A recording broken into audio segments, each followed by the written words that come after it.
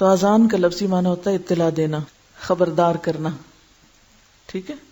اور اذن یؤذن، اذان کا معنی ہوتا ہے اذان دینا، ٹھیک ہے. تو لفظ اذان کا کیا معنی ہے؟ اطلاع دینا، خبردار کرنا. قرآن پاک میں بھی لفظ اذان استعمال ہوتا ہے اور وہ اعلان کرنے کے معنوں میں ہے. اور اسی طرح جس معنی میں ہم اس کو لیتے ہیں یعنی نماز کی اطلاع دینا مراد ہے یہاں، تو اس میں قرآن پاک میں آتا ہے اذا نادیتم الی الصلاۃ، جب تم پکارتے ہو نماز کی طرف، یعنی اذان جب دیتے ہو. تو نماز کی پکار جو ہے وہ اذان ہے. اور اسی طرح حدیث میں بھی آتا ہے، مالک بن حویرث کو جب آپ بھیج رہے تھے ان کے قبیلے کی طرف، تو آپ نے ان کو کیا فرمایا کہ فَإِذَا حَضَرَتِ الصَّلَاةُ فَلْيُؤَذِّن لَكُمْ أَحَدُكُمْ، کہ جب نماز کا وقت آ جائے تو تمہارے لیے تم ہی میں سے کوئی ایک اذان دے. یعنی اس سے کیا پتہ چلتا ہے کہ اذان کوئی بھی شخص دے سکتا ہے جسے اذان یاد ہو. پھر حضرت بلال رضی اللہ عنہ حکم دیے گئے کہ اذان کے کلمات جفت کہیں. جفت کا کیا معنی ہوتا ہے؟ دو دو بار. اور تکبیر اقامت کے کلمات طاق سنگل ایک دفعہ کہیں، سوائے قد قامت الصلاۃ، یعنی قد قامت الصلاۃ کے علاوہ باقی ایک ایک بار. قد قامت الصلاۃ دو بار. اذان کے جفت کلمات اللہ اکبر اللہ اکبر اللہ اکبر اللہ اکبر، اشہد ان لا الہ الا اللہ اشہد ان لا الہ الا اللہ اشہد ان محمد الرسول اللہ اشہد ان محمد الرسول اللہ، حی علی الصلاۃ حی علی الصلاۃ حی علی الفلاح حی علی الفلاح، اللہ اکبر لا الہ الا اللہ، اللہ سب سے بڑا ہے، اللہ سب سے بڑا ہے، اللہ سب سے بڑا ہے، اللہ سب سے بڑا ہے. میں گواہی دیتا ہوں کہ اللہ کے سوا کوئی معبود نہیں، میں گواہی دیتا ہوں کہ اللہ کے سوا کوئی معبود نہیں، میں گواہی دیتا ہوں کہ محمد صلی اللہ علیہ وسلم اللہ کے رسول ہیں، میں گواہی دیتا ہوں کہ محمد صلی اللہ علیہ وسلم اللہ کے رسول ہیں.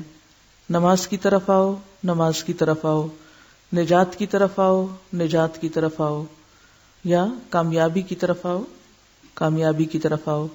اللہ سب سے بڑا ہے، اللہ سب سے بڑا ہے، اللہ کے سوا کوئی معبود نہیں. اگر لوگوں کو اذان کا معنی آتا ہو تو یہ پکار سن کر کون گھر بیٹھ سکتا ہے؟ تو آپ سروے کر کے معلوم کر سکتے ہیں کہ ہمارے کتنے % لوگوں کو اذان کا معنی معلوم ہے. بچے بھی جو اسکولوں میں رٹتے ہیں تو بعض اوقات اذان الگ اور ترجمہ الگ، اول سے آخر تک پیراگراف کی شکل میں رٹ لیتے ہیں. انہیں یہ نہیں پتا ہوتا کہ کون سا جملہ کس کا معنی ہے اور پھر آگے اس کا مفہوم کیا ہے، وہ تو زیادہ دور کی بات ہے. فجر کی اذان میں حضرت ابو محذورہ رضی اللہ عنہ کہتے ہیں کہ رسول اللہ صلی اللہ علیہ وسلم نے ان کو اذان کی تعلیم دی اور فرمایا کہ فَإِن كَانَ صَلَاةُ الصُّبْحِ قُلْتَ الصَّلَاةُ خَيْرٌ مِّنَ النَّوْمِ الصَّلَاةُ خَيْرٌ مِّنَ النَّوْمِ. فجر کی اذان میں حی علی الفلاح کے بعد 2 بار یہ کلمات زیادہ کہیں، الصلاۃ خیر من النوم الصلاۃ خیر من النوم. یعنی نبی صلی اللہ علیہ وسلم نے حضرت ابو محذورہ کو خود یہ تعلیم دی. معنی کیا ہے اس کا؟ نماز نیند سے بہتر ہے، نماز نیند سے بہتر ہے. واقعی بہتر ہے. حضرت انس رضی اللہ عنہ فرماتے ہیں کہ صبح کی اذان میں حی علی الفلاح کے بعد الصلاۃ خیر من النوم 2 دفعہ کہنا سنت ہے. حضرت عبداللہ بن عمر رضی اللہ عنہ فرماتے ہیں فجر کی اذان میں الصلاۃ خیر من النوم 2 مرتبہ کہا جائے. حضرت ابن عباس رضی اللہ عنہ نے بارش کے دن اپنے مؤذن سے کہا کہ حی علی الصلاح کی بجائے الصلاۃ فی الرحال یا صلوا فی بیوتکم، اپنے گھروں میں نماز ادا کرو کہے. یعنی انہوں نے اپنے مؤذن سے کیا کہا کہ یہ مت کہو حی علی الصلاح، کیونکہ ظاہر ہے کہ اس زمانے میں شہر یا بستیاں اس طرح نہیں بنی ہوئی تھی جیسے آج کے دور میں کہ پکی سڑکیں ہوں اور پھر گاڑیاں ہوں اور ایسے انتظامات ہوں کہ لوگ بسہولت اپنے گھروں سے مسجد تک چلے جائیں. آپ ذرا تصور کیجئے ایسی جگہ کا کہ جہاں سڑک بھی کچی ہو، جہاں مسجد بھی کچی ہو، جہاں بارش ہونے سے ہر طرف پھسلن ہی پھسلن ہو جائے. تو ایسی صورت میں لوگوں کو مسجد آنے کی دعوت دینا کیا ہے؟ فلاح کی نہیں، تکلیف کی، نقصان کی.